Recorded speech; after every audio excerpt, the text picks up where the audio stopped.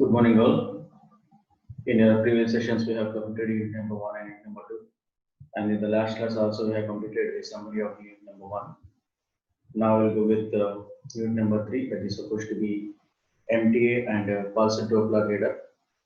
So normally before going into the MTA and pulsar Doppler radar, so just we will go with the different types of targets. So we'll present while detecting by the radar systems.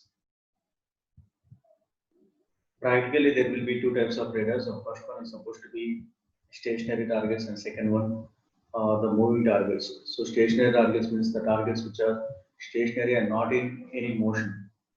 That is supposed to be stationary targets. And second one is supposed to be moving targets. Moving targets means which are moving with respect to the time and with respect to the velocity. That is supposed to be moving targets. Now we need to differentiate both moving targets as well as the stationary targets. The difference between stationary targets and moving target is the stationary targets is while you are receiving any echo signals, there will be no frequency deviation or no frequency relative frequency will not be appear in stationary frequencies. Stationary targets. Whereas for the moving targets, there will be change in the frequency while you are considering the echo signal that is supposed to be Doppler frequency. So already I've seen in the unit number 2 different types of Doppler radars, which depends on the operation of the Doppler effect, that is CW radar and FMCW radars. This same phenomenon is applied for the moving target indicator radars also and the pulse Doppler radar also. So that is first initially we need to differentiate a stationary target and the moving target, and if any stationary target is identified by the target, then we need to eliminate the stationary target and we need to consider only the moving target while you are detecting a moving target. So now we will go with moving target indication radar and pulsar Doppler radar. So later we'll see pulsar Doppler radar. In this session we'll see moving target indicator. The Doppler frequency shift produced by the moving target already we have discussed in the last class, that may be used in the pulsar radar. Just as in CW radar, already we have discussed in the last class, the relative velocity of the target to separate the desired moving target from undesired stationary targets. That is supposed to be a clutter. So clutter is nothing but a stationary target. Now the moving target. So first initially we need to separate the moving targets and the stationary targets. Later we will remove all the stationary targets and will concentrate on moving targets. So mostly in radar systems we will prefer the moving targets. Why? Because there is no problem with the stationary targets. So that is we need to concentrate on moving targets. So first we need to identify whether it is a stationary target or whether it is a moving target. So after identifying a moving target and a stationary target, so first initially we need to eliminate all the stationary targets and then we need to concentrate on the moving targets. Although there are some applications of pulse radar whereas a determination of the target's relative velocity is made from the Doppler frequency shift. The use of the Doppler to separate small moving targets in the presence of large clutter has probably been for a greatest interest. Such a pulse radar that utilizes the Doppler frequency shift as a means of moving target from a fixed target is called as MTA radar. MTA stands for Moving Target Indication Radar. So it is also known as a pulse Doppler radar. Later we'll see the pulse Doppler radar. Now we'll deal with the moving target indication radar. The two are based on the same physical principle, that is the pulse Doppler radar as well as the MTA radar. Both are based on the same physical principle, but in practically value generating. So we will generate the difference between the MTA and the Doppler frequency shift that is supposed to be blind speed, but with unambiguous measurement, that is ambiguous measurement means there will be no second time error echoes, and the opposite is generally the case of a pulse Doppler radar. Its pulse separation frequency is usually high enough to operate with unambiguous Doppler without any blind spots. But at the expense of the range ambiguities. In this MTI is necessarily is a high quality air surveillance radar that operates in the presence of the clutter. Its design is more challenging than other simple pulse radar when compared to a CW radar. And MTI capability adds to a radar's cost, and the complexity and often system designs must be acceptable compromise there might with no noise to make. The basic MTI concepts were introduced during the World War II, and most of the signal processing theory on MTA or radar depends upon the formulating during the mid 1950s. However, the reduction of the theory to practice was based by availability of the necessary signal to processing technology. It took almost 20 years for the full capabilities offered by MTA signal processing theory to be converted into practical and economical radar equipment. The chief factor that made is possible was introduction of reliable, small, and inexpensive digital processing hardware system. A simple CW radar. So normally the moving target indication radar, sometimes the clutter can be caused by side lobes in the antenna parameter. The side lobes are nothing but these are the side lobes here. So the clutters will be possible by the side lobes or a poorly adjusted antenna. So we have to eliminate the clutters. The antenna should be adjusted properly. So in case it is desired to eliminate as much of the clutter possible, the antenna should be placed perfectly. This is the block diagram of the CW radar, such as we have discussed in the latter classes. This is how, again, we are discussing with this. It consists of a transmitter, a receiver, and an indicator, and the necessary antennas. And the principle of the CW radar may be converted into a pulse radar by providing a power amplifier and a modulator to turn the amplifier on and off for the purpose of generating pulses. The main difference between the pulse radar of the diagram and the described in your last class, in the CW radar, is that a small portion of the CW oscillator power that generates the transmitted pulse is diverted to the receiver power like this.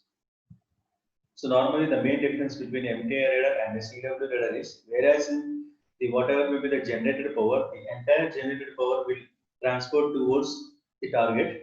But whereas in MTI radar, the main difference is some part of the transmitter signal will be transmitted to the receiver. That is supposed to be, we consider that as a reference signal.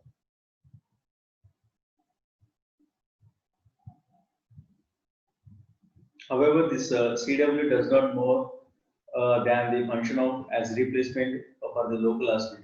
It acts as a coherent filter. Coherent reference needed to be detect the Doppler frequency shift by coherent means that a phase of the transmitted signal is preserved and the reference signal. The reference signal is the distinction between the coherent MTI radar feature. If the CW radar, the reference signal and the target ego signals are heterodyne to the mixer stage of the receiver. An example of the output from the mixer when the Doppler frequency shift FT is large when compared to with the reciprocal of the pulse width as shown in the figure. The Doppler signal may be readily discriminated and from the information contained in the single pulse. If, on the other hand, Ft is small when compared with the reciprocal of the pulse duration, the pulses will be modulated with an amplitude, and many pulses will be needed to extract the Doppler frequency information. While the waveform might be generated more applicable to a radar whose discrimination function is the detection of the targets such as missiles or satellites. While you are designing, the video signals must be taken called as bipolar since they contain both positive and negative amplitudes. Moving targets may be distinguished from stationary targets by observing the video output on a scope. A single sweep on a scope might be appear as in arrows.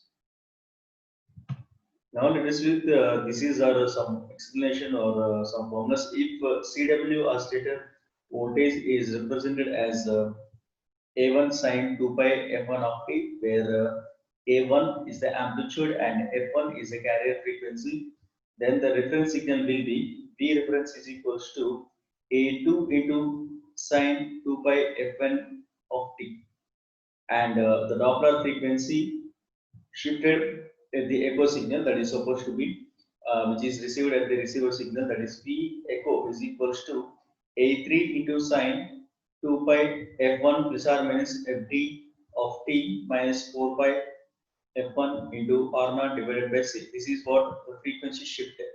The frequency shift is nothing but the Doppler frequency that is supposed to be Ft. So with respect to what is the shift is that it will be given by 4 pi into Ft into R0 divided by C, where AT is the amplitude of the reference signal and A3 is the amplitude of the signal received from a target at a range of R0, and FD is a Doppler frequency shift, and T is equals to time and C is equals to velocity of the wave propagation. This is what the shift. The target is moving, there will be frequency shift in the echo signal. The reference signal and the target echo signals are heterodyned into the mixer stage of the receiver. Only the low frequencies component from the mixer is interest, and then the voltage will be given by the differential voltage. So V difference is equals to A4 into sine 2 pi Fd into T minus 4 pi F1 into R0 divided by C. If you see, compare the equations 1 and 3 represents a sine wave carrier upon which is pulse modulation is imposed. The difference frequency is equal to the Doppler frequency shift, that is what Fd. For stationary targets, the Doppler frequency shift Fd will be 0. Why? Because there will be no frequency deviation or no frequency shift. That is, the Doppler frequency will be 0. Hence, and V difference will not vary with time and may not, and we need to consider on any constant value from plus A4 to minus A4, including 0. So, however, when the target is in motion relative to the radar, so FD has a value other than 0, and the voltage correspond to the different frequency from the mixer will be a function of the time. So now the difference between a stationary target and a moving target is, for a moving target, Ft is equals to 0. That is, if there is any frequency deviation or any frequency shift while you are receiving the echo, then we can say that that is a moving target. So this is how we need to separate and we need to distinguish between a stationary target and a moving target.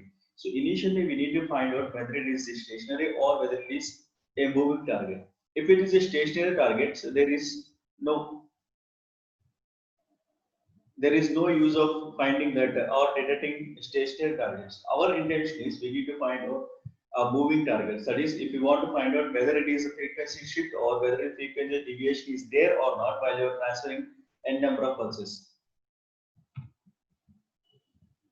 Moving targets may be distinguished by stationary targets by observing the video output on a scope. So this is one of the output we have taken in a scope. A single sweep on a scope might appear as in the figure which is shown in front of you, and this sweep shows several fixed targets and two moving targets as indicated by the two arrows.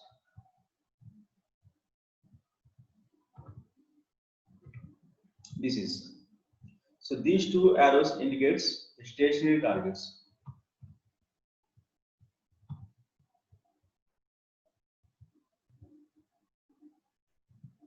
On the basis of a single pulse, moving targets cannot be distinguished from fixed targets. It may be possible to distinguish extended ground targets from point targets by stretching the echo pulses.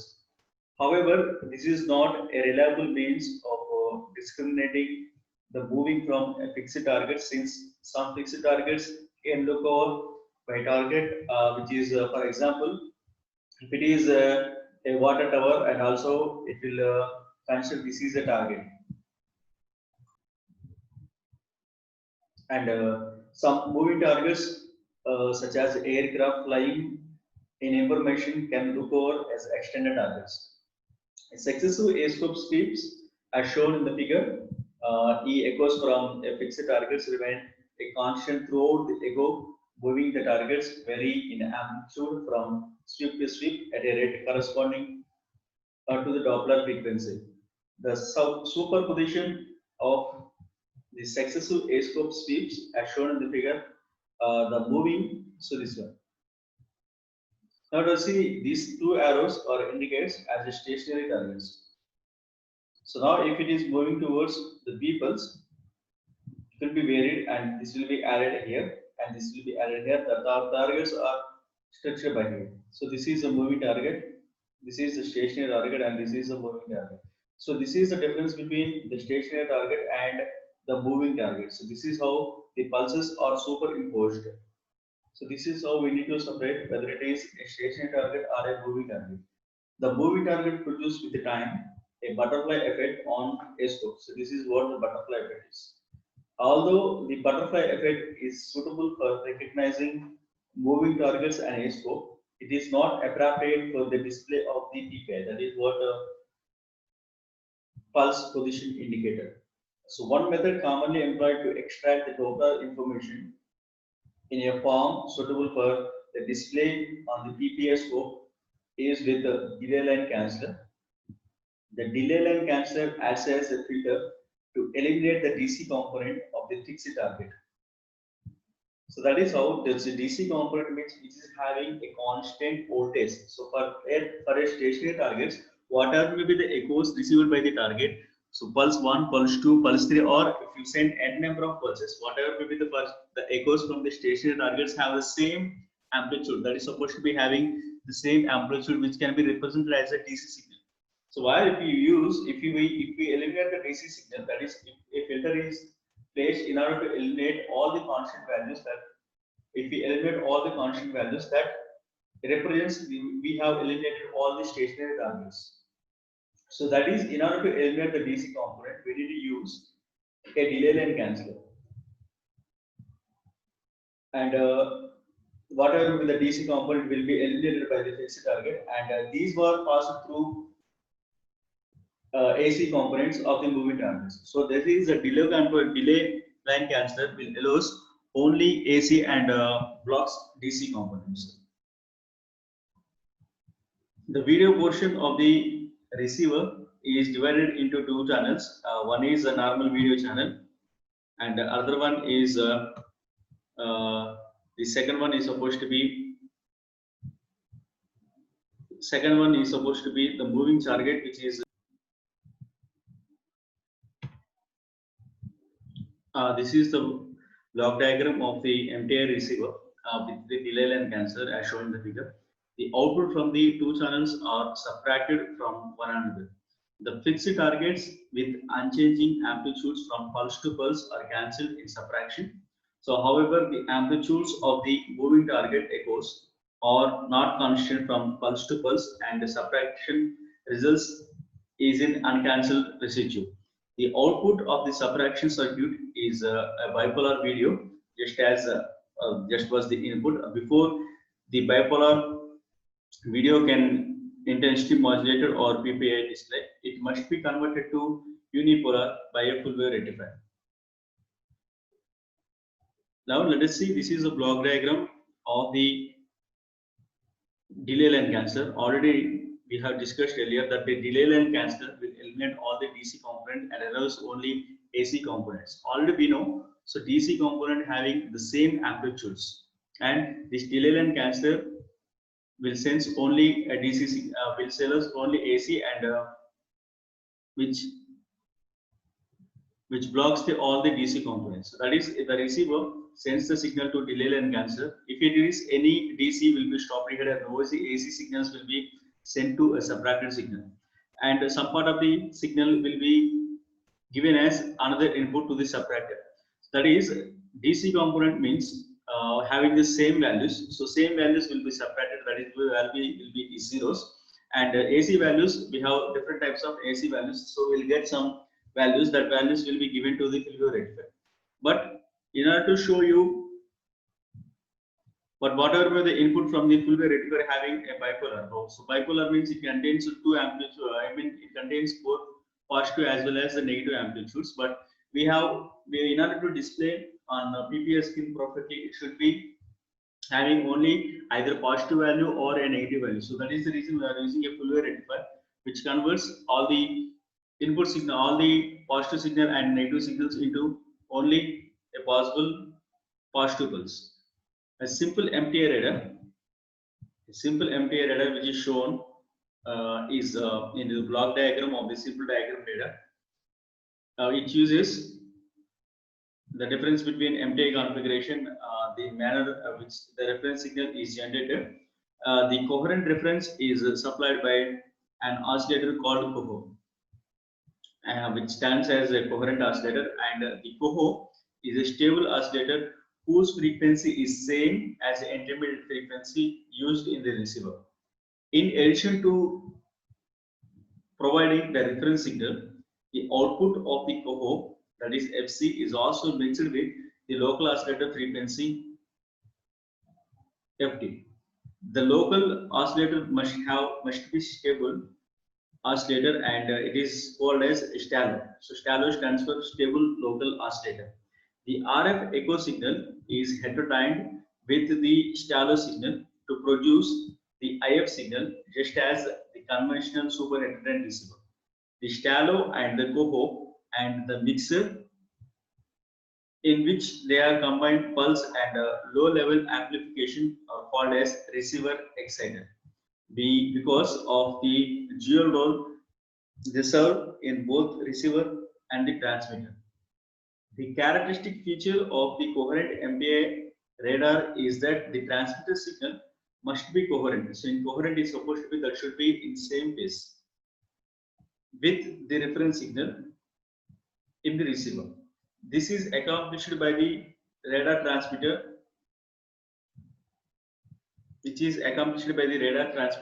which will be shown in this figure.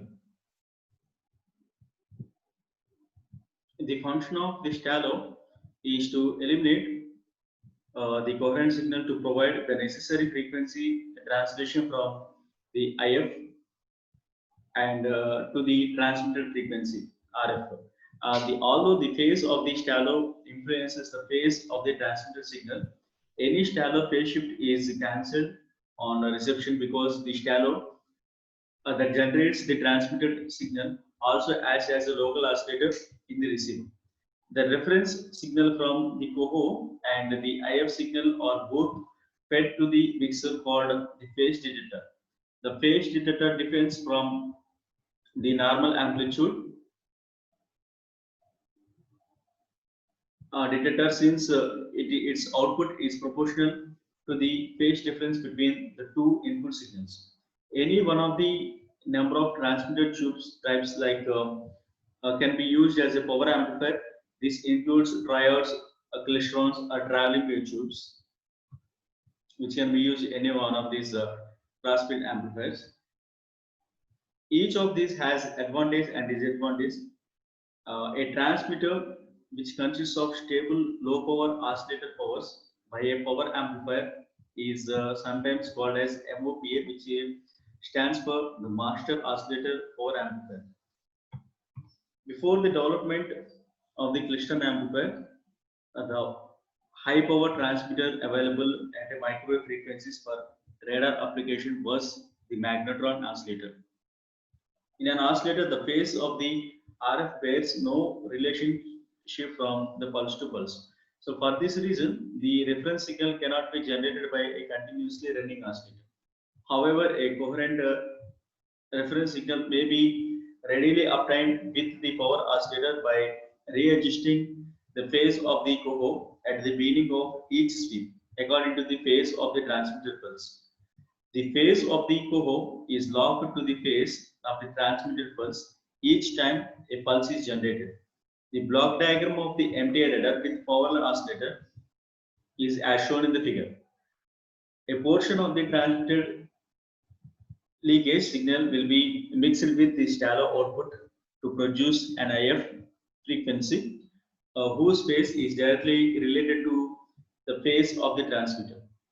The IF pulse is applied to the coho and causes the phase of the coho CW oscillations to lock in step which with the phase of the IF reference signal. So that is the coho will act as a phase loop and which causes the phase of the CW oscillation to lock in step with the phase of the IF reference signal.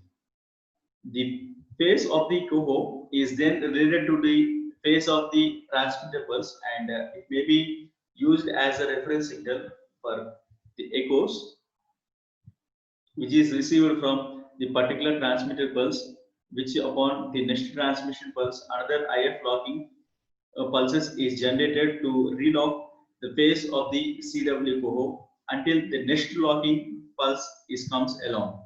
That type of MTI radar will be have wide applications. This is the difference between the MTI radar, which uses the power amplifier, and this is the moving target indicator, which uses the power amplifiers. This is oscillators, amplifiers, and this is the oscillator. The main difference between here is it will be acts as a phase lock loop, and this is a normal moving target indicator. So the main application of the moving target indicator, as the name suggests, is we need to find out the moving targets only. So that is normally whatever may be the echoes from the targets, we have different types of targets will be there. So that is the echoes from the targets will contain both stationary as well as the moving targets. So now our aim is we need to distinguish between moving target and the stationary targets. After distinguishing moving targets and stationary targets, so first initially we need to eliminate all the stationary signals. That is what for a moving target indicator, the stationary targets are undesired things. So that is we need to eliminate all the stationary things and we need to concentrate on only MTI radar. The possibility of eliminating the stationary targets is the first one is supposed to be the Doppler frequency shift FD is equals to 0. The Doppler frequency shift means there will be a change in frequency, that is supposed to be there will be a change in frequency, that is supposed, which is also known as there is a shift in frequency with respect to time. If there any frequency shift, then we can say that that is a moving target indicator. If there is no frequency shift, then we can say that that is a stationary target.